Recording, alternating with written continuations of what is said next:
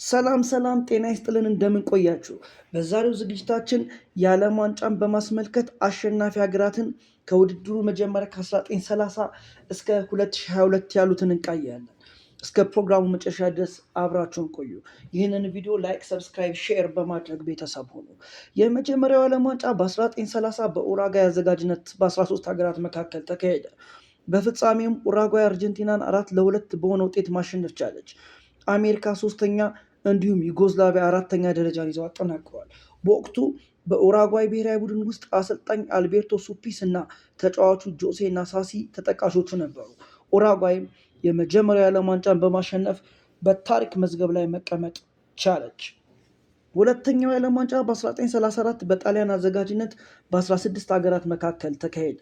በፍጻሜውም በጨማሪ ሰዓት በተቆጠሩ ግቦች ጣሊያን ቼኮስሎቫኪያን 2-1 አሸነፈች። ጀርመን ሶስተኛ እንዲሁም ኦስትሪያ አራተኛ ደረጃን ይዘው አጠናቀቁ። በወቅቱም በአሸናፊዋ ጣሊያን በኩል አሰልጣኙ ቪቶሪዮ ፖዞ ነበሩ። ታዋቂው ተጫዋች ጁሴፔ ሜዛ ትልቁን ኃላፊነት ከቡድኑ አምበል ዣን ፒየሮ ኮምቢ ጋር በመሆን ተወጥቷል። ሶስተኛው የዓለም ዋንጫ በ1938 በፈረንሳይ አዘጋጅነት ተካሄደ። 15 ሀገራትን በውድድሩ ተሳተፉ። በፍጻሜው ለተከታታይ ሁለተኛ ዓመት ጣሊያን ሃንጋሪን 4-2 በማሸነፍ ዋንጫውን ከፍ አደረገች። ብራዚል ሶስተኛ እንዲሁም ስዊድን አራተኛ ሆነው አጠናቀቁ።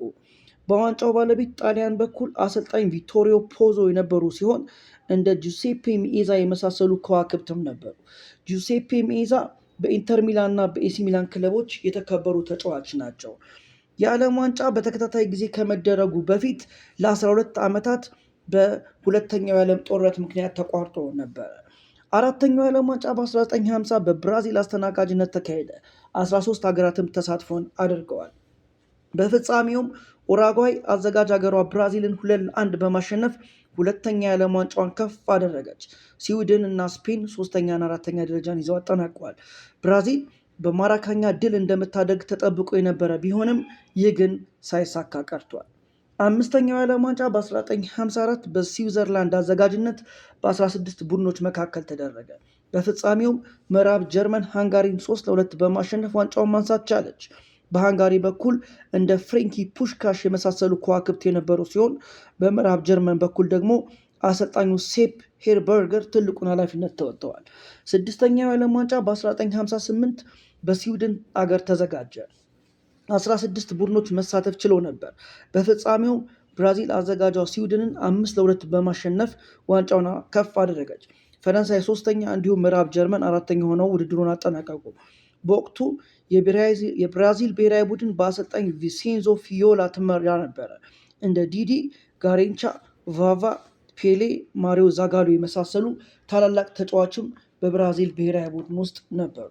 ሰባተኛው የዓለም ዋንጫ ከ1962 በላቲን አሜሪካዊ ሀገር ቺሊ ተደረገ። 16 ቡድኖችን መሳተፍ ችለው ነበር። በፍጻሜው ብራዚል ቼኮስሎቫኪያን 3-1 በማሸነፍ ለሁለተኛ ጊዜ ዋንጫውን ማሳካት ቻለች። አዘጋጇ ቺሊ እና ዩጎዝላቪያ ሶስተኛና አራተኛ ደረጃን ይዘው አጠናቀቁ። በፍጻሜው እነ ዲዲ ጋሬንቻ፣ ማሪዮ ዛጋሎ፣ ቫቫ፣ አምሪልዶ በአሰልጣኝ አይሞሬ ሞሬራ እየተመሩ ድንቅ ብቃታቸውን ማሳየት ችለው ነበር።